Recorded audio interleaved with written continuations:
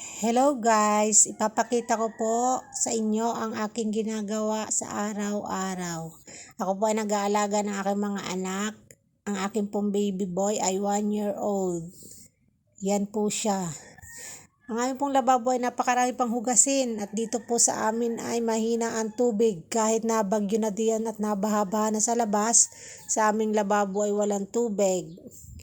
Yan po ang aking mga anak, busy sa pagsiselfone. Suspendido ang kanilang klase dahil may bagyo. Ako nga po pala guys ay mahilig magtanim. Kaya po ako ay may punla diyan sa aking styrofoam. Yan po ay sitaw at beans.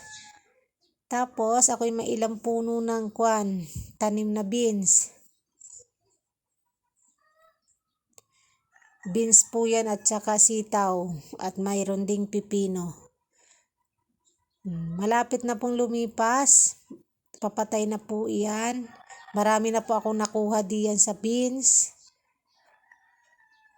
Kaya po ako ay nagtanim ulit ng bago para pag namatay na yung mga una kong tanim ay mayroon